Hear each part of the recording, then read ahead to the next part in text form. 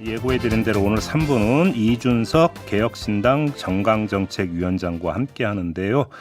어제 이른바 1호 공약이라고 볼 수 있죠. 이른바 KBS 박민사정 방지법을 발표하기도 했는데 이걸 포함한 여러 정치 현안에 대한 입장 들어보겠습니다. 어서 오세요. 네, 안녕하세요. 1호 공약이라고 봐도 되는 거죠? 아무래도 저희가 정당은 정강이 있고 이게 헌법과도 같은 겁니다. 그리고 정책이 있는데 그 안에 정책 기본 정책 10개 정도를 저희가 발표하려고 하는데 그중에서 첫 번째로 언론 얘기한 건 좀 파격일걸요? 그러니까 제가 지금 그 질문 드리려고 했어요. 보통 예상하기로 뭐 경제라든지 저출산, 무슨 뭐 AI 뭐 이런 거 하기 좋아하거든요. 빅 이슈 많이 얘기했잖아요. 실제로 국민의힘이 이제 김종인 위원장이 국민의힘을 이제 재창당하면서 내세우신 1번 기본 정책이 기본소득입니다. 네, 기억나요. 예, 그런 것처럼 사실 트렌디한 걸 좀 찾아서 나서는 그런 경향이 있는데 저는 언론 관계가 굉장히 중요한 게 지금 사실 윤석열 정부 들어가지고 자유를 많이 얘기했지만은 퇴색한 자유들이 좀 있습니다. 예, 그 중에서 저는 언론의 자유 굉장히 중요하다 생각하기 때문에 네. 1번으로 넣었습니다. 그러니까 그러니까 사원들의 임명 동의제. 예. 그런데 지금 그 국민의힘에서는 공영방송이 노영방송이라고 주장하고 있지 않습니까? 글쎄요. 완전히 이거는 정반대 이야기 아닌가요? 그렇게 놓고 본다면? 지금 현재 많은 언론사에서 그 편집국장이나 보도국장 같은 주요 보직에 대해 가지고 임명동의제를 노사 간의 단체 협약으로 하는 곳들이 있습니다. 네. 그리고 실제로 사장에 대한 임명동의제를 또 하는 곳이 SBS가 있었죠. 네, 그러면은 그것이 뭐 아주 새로운 제도라기보다는 공영방송에 대해서 법제화해서 이제 도입하겠다는 것인데 네. 저는 이것의 장단점을 다 알고 이야기한 겁니다. 아, 그래요? 예, 뭐 장점이라고 하면은 공영방송에서 계속 이렇게 권력자가 사장을 임명하는 그런 문화 있어가지고 예. 비토권이 생기는 거죠. 대통령이 지금 본인이 법률안 거문권 쓰면서 매번 자기 싫어하는 거 안 하려고 하는데 공영방송 사장의 임명에 대해서는 거꾸로 그 방송 노동자들이 네. 본인들이 거부권 행사하는 게 뭐가 그렇게 잘못됐느냐. 거부권 하면 대통령 아닙니까? 네. 그다음에 왜 외부 진행자를 내부 인력으로 돌려야 된다고 주장했는지를 여쭤보고 싶으나 이해 충돌에 걸릴 것 같아서 이 질문에 생략하도록 하겠습니다. 우선적으로는 KBS에 대한 얘기였고요. 왜냐하면은 그 수신료 문제 있어가지고 네. 수신료보다는 수신료가 사실 간접세 형식에 있지 않습니까? 그렇죠. 예, 이게 사실 소득과 관계없이 집에 전기를 쓰면 무조건 2,500원씩 받아가는 구조 아닙니까? 그렇기 때문에 그것보다는 오히려 조세 지원이 사회적 정의에 맞겠다 이런 생각을 했고 네. 원래 수신료 받아가면은 지금 한 6% 수수료 떼거든요. 그런가요? 6.3% 정도 한전에서 지금 수수료 수수료가 떼갑니다. 그 정도? 그런데 지금 이제 분리징수가 되게 되면은 더 네. 떼갑니다. 예. 예, 더 비용이 커지기 때문에 뭐 2,500원 받아가지고 거의 한 500원, 1,000원을 수수료로 쓸 판이에요. 그렇기 때문에 아예 조세 지원으로 바꿔서 더 효율적으로 지원하고 네. 대신 조세 지원이 왜 좋으냐면요. 지금 이제 과방위 같은 곳에서 국회에서 과방위 같은 곳에서 KBS의 회계 자료 같은 것들을 요구하게 되면은 KBS가 굉장히 민감하게 반응합니다. 근데 국민의 조세 지원이 들어가게 되면은 제출하지 않을 방법이 없습니다. 그렇죠. 그거. 네, 그렇기 때문에 회계 투명성이 강화된다. 이것도 국민에게 가는 실제적인 이익입니다. 알겠습니다. 근데 만약에 이거 그리고 수신료 때문에 그 수신료 그 조세 지원하기 때문에 내부 진행자 쓰는 것도 좀 아끼라는 겁니다. 알겠습니다. 예. 그러니까 이제 그 경영의 효율성이 필요하니까 아껴 써야 되니까 그 논리인 거죠. 알겠습니다. 그렇죠. 그런데 지금 이게 이제 그 총선 지난 다음에 법 개정을 추진하겠다잖아요. 예, 맞습니다. 예. 근데 윤석열 대통령이 이걸 받아들일까요? 그 다음엔 거부권을 못 쓸 정도의 의석 구조가 되어 있지 않을까요? 그렇게 보세요. 그렇지 않을까요? 그렇게 전망을 하시는 거고.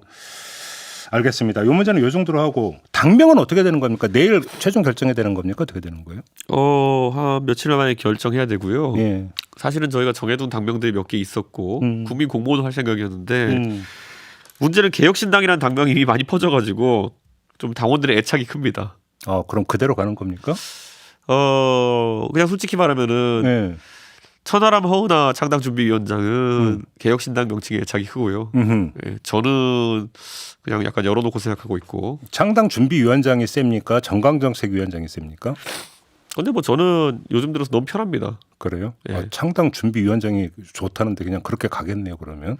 근데 왜 창당준비위원장 왜 안 맡으셨어요? 제가 항상 얘기하지만 정치를 하면요. 예.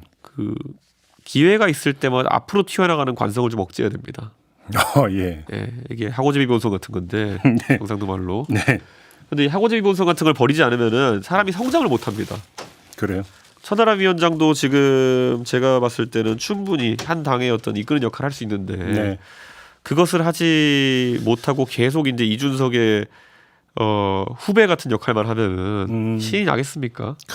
네, 그래가지고 예. 저는 빠질 때는 확실히 뒤로 빠지겠다는 생각을 항상 하고 있습니다. 그래요. 알겠습니다. 혹시 비염 있으세요? 심합니다. 예, 좀 잠깐 시간을 좀 드리도록 하겠습니다. 지금 이준석 개혁신당 정강정책위원장 모시고 이야기 좀 나누고 있는데요. 어제 발표했던 1호 공약에 대해서 좀 질문을 드렸고요. 네. 지금 당원은 몇 명까지 지금 들어온 상태입니까? 어제 새벽 사이에 이제 오늘 새벽 사이에 4만 5천 명 돌파했습니다. 4만 5천. 예. 네. 지금 애당초 목표치에 비하면 어떻습니까? 다다익선이죠, 다다익선. 근데 애당초 목표치에 비하면. 저희는 뭐 처음에 한 일주일 사이에 한 3만 정도 예상했는데 아직 일주일이 안 되었는데 한 4만 5천. 일주일 네. 사이에 한 5만까지 갈 것 같아가지고 네. 고무적입니다. 그럼 지금 당원 기준으로 조금만 있으면 아마 오늘 내일 지나면은 정의당을 넘어설 겁니다. 예, 예. 그래요? 예. 그 당원 말고 예. 현역 의원은 어떻게 됩니까? 현역 의원들은 아주 그런 문제가 있죠. 그러니까 지지율이 어느 정도 보장되고 자기가 그리고 자기가 출마하는 지역에서 공천 파동이 어떻게 나느냐에 따라 가지고 네. 움직일 사람들이 많다. 예. 이렇게 보고요.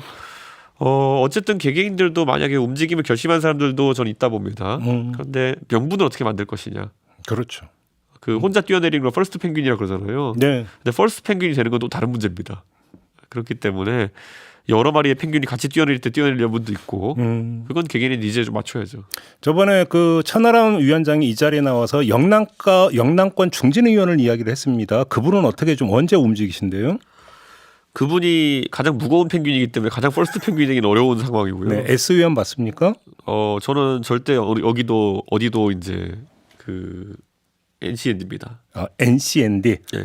보통 NCND는 긍정도 부정도 안 한다는 뜻인데 긍정으로 다들 받아들이던데. 사람 이름 찍어서 얘기하는 거에 제가 한 번도 반응한 적이 없어요. 아, 그래요? 예, 예. 네, 하다못해 그 천하용인 안 온다고 사람들이 막 뭐라고 할 때도 네, 전 다 알고 있었지만은 그냥 그러려니 하고 그냥 가만히 있었어요. 아무튼 NCND인 거네요. 그러니까 모든 것은 NCND입니다. 모든 것은. 근데 그 뭐라고 할까요? 신선도 입장에서는 예. 국민의힘에서 공천 탈락이 돼가지고 내지 적격성 심에서 탈락이 돼가지고 그때 이동하는 것보다 그 전에 이동하는 게 훨씬 더 그림은 좋은 그림 아닙니까? 개혁신당 입장에서는? 뭐 그럴 수도 있겠죠. 근데 지금 이런 게 있어. 아까 제가 명분이라 그랬잖아요. 네. 그런데 신선도 입장에서 그럴 수 있는데요. 네. 이번에 공천이라는 것이 꼭 뭐 배제시키는 사람들이 뭐 결격 사유가 있어서가 아니라 아하. 오히려 결격 사유가 없는데도 만약 배제시키게 된다면은 그게 오히려 명분 면에서 더 강하게 됩니다. 오히려 윤석열 한동훈 라인에 대해서 더 각을 세울 수 있는 중요한 소재가 될 수 있다. 이런 뜻으로 이해하면 되는 겁니까? 그렇죠. 왜냐하면 섣불리 움직이게 되면요. 네. 너 두려워서 도망가지 프레임이 오히려 걸릴 수도 있습니다. 예. 그렇기 때문에 그거는 예. 뭐 개인의 선택입니다. 언론이 쓰는 이삭 죽기 뭐 이렇게까지는 뭐 비춰지지 않을 거다라고 보시는 겁니까? 근데 이게 쭉정이가 아니라 이삭이면 무조건 주어야 되는 거 아닌가요? 그러니까 쭉정이 죽기를 하면 문제가 되지만은 네. 이삭 알곡은 무조건 주어야 되는 거 아닌가요? 알겠습니다. 그럼 현역 의원 김웅 의원은 지금 불출마 선언했잖아요. 예. 개혁신당으로 안 간대요? 얘기 안 나눠보셨어요? 솔직히 저희 부모님보다 김웅 의원하고 제가 대화를 많이 합니다. 그래요? 예. 그렇기 그러면- 때문에 김웅 의원이 무슨 생각을 하고 있고 어떤 생각의 과정을 거쳐가지고 어떤 판단하는지 잘 알고 있는데요. 저는 김웅 의원이 왜 그런 판단하는지 알 것 같습니다. 왜요? 그걸 김웅 의원한테 물어보셔야지 저한테 잘 물어보셔야지. 안다면서요 지금. 아니 그러니까 그 남의 말을 옮길 수는 없지 않습니까? 그래요? 예. 아니 그러니까 그러면 질문을 바꾸겠습니다. 왜 개혁신당에서는 김웅 의원을 영입을 못 하고 있습니까? 김웅 의원 입장에서는요. 네. 사실 지금 국민의힘이란 당이 지금 어제 김웅 의원이 그래서 탈당이래 그 불출마 기자회견하면서 묘한 얘기를 했어요. 본인도 이제 임계점이 있는 겁니다. 임계점? 예, 그래가지고 이 당이 더더욱 극우화되면은 나도 여기에 더 있을 수 없다는 식으로 얘기했어요. 예, 근데 그 말은 뭐 김웅 의원 포함 모든 사람들이 지금 사실 임계점을 다르게 두고 있기 때문에 네. 거기에 따라 가지고 판단하는 겁니다. 근데 김웅 의원 어제 불출마 선언을 보면 홍범도 장군 흉상 이전 문제라든지 고 최수건 상병 어떤 수사 문제 이런 것들을 거론을 했잖아요. 네. 그게 그 이준석 위원장께서 기자회견을 하면서 윤석열 대통령, 윤석열 정부를 비판했던 주된 내용과 거의 일치를 한단 말이에요. 그러면 지금 상황인식이나 국민의힘이 가는 방향에 대한 어떤 문제의식이 거의 같은데 그럼 함께하는 게 사실은 오히려 더 맞는 거 아닌가요? 건전한 상식이 있는 사람이라면 그 두 지점에 분노했을 겁니다. 네. 그렇기 때문에 그것을 아주 이제 강한 뭐 연대 매개체로 찾는 거는 너무 심하고 대한민국 국민의 80%가 연대할 수 있습니다. 그러면은 그렇기 때문에 그래요? 솔직히 최수근 상병의 그런 안타까운 죽음이나 홍범장 흉상 이정은 여론조사 때려봐도 굉장히 부정 여론이 높기 때문에 저는 그거는 뭐 많은 국민들이 공감하고 있는 지점이긴 하나. 그럼 혹시 이견이 좀 혹시 있었다는 얘기일까요? 이견이 있었다기보다는요. 아마 김웅 의원이 문제의식은 공유한다 하더라도 해결하는 방법론에 좀 이견이 있었다 이렇게 보면 될 것 같습니다. 아무튼 그러면 김홍 의원은 불출마 후에 뭘 어떻게 본인 지금 좌표 설정 어떻게 하는지는 얘기는 좀 들으셨어요? 아니 그렇게 궁금한 게 많으시면 불러서 물어보셨다니까요. 안 나오니까 그런 거잖아요 지금. 안 나오실 나오니까. 겁니다. 예, 그래요? 나오실 겁니다. 알겠어요. 예. 이낙연 전 대표하고 얘기 많이 나누셨어요? 아니요 그렇게 많이 나누지 않았습니다. 느슨한 연대를 얘기하신 적이 있죠. 왜냐하면 지금 물리적으로 사실 뭔가를 뭐 정반합을 맞춰가는 과정을 하기에는 네. 뭐 사실 원래 정상적인 총선 시즌에는 1월 20일경부터 공천이 시작됩니다. 네. 근데 지금 벌써 열흘 남았거든요. 그 사이에 과연 이낙연 대표가 주도하는 세력이 창당을 마무리할 수 있겠느냐. 네. 그래가지고 어떤 대화의장을 만들 수 있겠느냐. 뭐 이런 것부터 좀 불투명하기 때문에 저는 글쎄요. 저는 그냥 뭐 말씀하시는 거 잘 보고 있습니다. 언론에서. 그래요? 아니 좀 정리 좀 하죠. 그러니까 이낙연 신당, 금태섭 신당, 양양자 신당 여기에다가 이제 원칙과 상식 멤버들이 만약에 탈당을 한다면 또 뭐 신당 이야기가 좀 나오고 있단 말이에요. 그러면 이 네 세력과 모두 다 함께 할 수 있는 겁니까? 개혁신당 입장에서 철저하게 우리 그 당원들 개혁신당 당원들로 가입하신 분들의 그런 이익에 반하지 않는 형태의 연대는 가능하죠. 이익이라면 어떤 걸 뜻하는 겁니까? 이분들은 여기 모인 게 결국에는 개혁을 통해 가지고 예. 정치권을 일신하고 예. 그리고 그걸 통해서 지금까지 주목받지 못했던 가치들을 정치권에 띄어 올리고 싶은 건데 네. 덩어리만 커진다고 그게 가능한가요? 어제 그래서 천하람 위원장도 광주에 가서 이제 사실 이낙연 대표 측과 하는 토론회에서 가치 없는 연대는 우리 고려하지 않는다라는 취지의 말을 했는데요. 천하람 위원장이랑 뭐 상의하진 않았지만은 저랑 뜻이 비슷한 것 같습니다. 자, 이 지점에서 그러니까 개혁신당의 개혁이 두 갈래 길이 있는 것 같습니다. 보수 개혁이냐 정치 개혁이냐. 그거에 따라서 예를 들어서 연대의 어떤 폭과 이런 게 달라지는 것 아니겠습니까? 그런데 지금 말씀은 보수 개혁으로 국한되는 게 아니라 정치 개혁에서 아예 이제 제3지대를 구축하겠다 이런 뜻으로 이해를 하면 되는 걸까요? 아니 저는 지금 윤석열 정부가 하는 행동들이 보수의 가치에 기반했다 보지 않기 때문에 보수 경쟁은 사실상 하는 게 의미가 없습니다. 그래요. 예. 이게 뭐 솔직히 지금 윤석열 대통령이 소구하려고 하는 지지층은 저는 절대 접근도 하기 어려운 지지층입니다. 막 부정선거를 좋아해야 되고 막 종교적으로 굉장히 경도돼 있고 이런 분들도 있거든요. 이른바 과거 태극기 세력을 말씀하시는 겁니다. 저는 그분들 뭐 모두가 그런 생각을 갖고 있지 않다고 생각하지만은 네. 음모론적인 측면까지 있는 분들도 있기 때문에 저는 그 덩어리에 너무 의존하지 않으려고 합니다. 그래요. 혹시 이상민 의원하고도 얘기 많이 나누셨나요? 솔직히 한 3주 전에 얘기를 대면해서 했던 것 같아요. 3주 전 대화의 버전은 어떤 내용이었습니까? 이상민 의원은 뭐 여러 가지 옵션을 열어놓고 계셨던 것 같아요. 그때만 해도. 예, 그리고 그때 아마 이낙연 총리의 빠른 움직임을 좀 기대하고 계셨던 것 같아요. 아, 오히려? 그렇죠. 아무래도 민주당에서 오래 활동을 하셨기 때문에. 근데 왜 국민의힘을 선택을 했을까요? 그러니까 기대하셨던 것에 대한 약간 평가가 나온 게 아닐까요? 아, 이낙연 신당에 대한 어떤 기대치를 좀 내려놨다? 그러니까 적어도 일정이나 이런 측면에서 아직 좀 본인이 생각하시는 것보다 너무 늦어진다 이렇게 생각하시는 게 아닐까요? 개혁신당이 선택이 안 된 데에 대한 그러니까 그 저기 뭐냐면 아쉬움은 없습니까? 저는 별로 아쉬움은 네. 제가 왜냐하면 아까 말했듯이 3주 전에 제가 한번 말씀을 드린 다음에 그 다음부터는 제가 적극적인 접촉은 사실 없었습니다. 아, 별로 영입 노력도 없었다. 뭐 노력이라기보다는 이상민 의원이 뭘 지향하시는지 알겠다.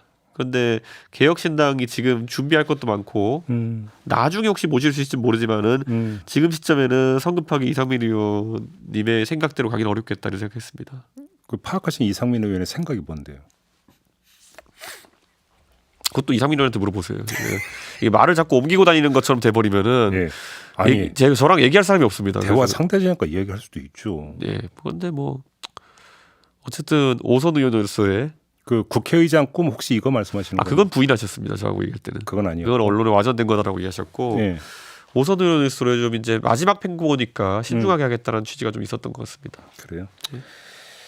한동훈 비대위원장의 행보는 어떻게 평가하세요? 지금까지 행보로 점수를 주신다면 몇 점 주시겠어요? 100점 만점에? 그런 거 왜 자꾸 점수 주라고 하고 그러십니까? 그럼 그래야 그 뉴스를 많이 들어요. 오늘 좋은 얘기 많이 하고 나중에 또 제목이 그거로만 나갑니다. 한동훈 몇 점 이런 거로만. 네. 어떻게 평가하세요? 저는 한동훈 위원장이 결국 윤석열 대통령이 그어둔 이념의 바운더리를 넘어갈 수 있겠느냐. 결국은 또 갇혀 있다. 이런 거죠. 예를 들어 5.18 관련해 가지고는 윤석열 대통령이 지금까지 왜곡된 인식을 한 번도 드러낸 적이 없어요. 뭐 정치는 잘했다라는 얘기. 그건 이제 뭐 전두환 대통령에 대해 가지고 뭐 대선 과정에서 한 건데. 근데 5.18 기념식도 또 대통령 된 다음에 또 소속 의원 전원 끌고 가시고. 그런데 이제 그걸 넘어서는 역사적 어떤 논쟁이 있어가지고는 대부분 다 보수 강성 보수의 관점을 가져가셨어요. 대표적인 게 4.3 같은 것들 그리고 여순 사건 이런 것들. 그렇기 때문에 저는 한동훈 위원장이 딱 거기까지만 갈 것이다. 네, 그런 생각을 좀 하고 또 한편에서는 통합 행보라는 것도 딱 거기까지일 것이다. 윤석열 대통령이 오케이하는 인사들과는 대화 가능. 하지만 안 되는 사람들과는 대화 불가능. 그러면 그러니까 최종 인사권자도 한동훈 비대위원장이 아니라 윤석열 대통령이다 이렇게 보시는 겁니까?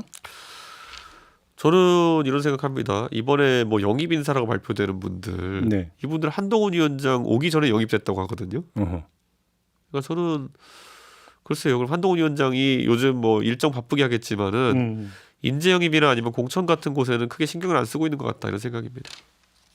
그러면 공천은 용산에서 지금 사실상 신경 쓰고 있다 이런 말씀으로 이해가 되는 건데요. 맞습니까? 그렇겠죠. 그게 아니면 더 심각하죠. 그래. 아니면 비선이 있다는 얘기니까. 그러면 지금 그 인재 영입위원장 같은 경우는 한동훈 비대위원장이 이철규 의원과 지금 공동으로 맡기로 했거든요. 이건 어떻게 읽으세요? 그 이유를 어떻게 읽으세요?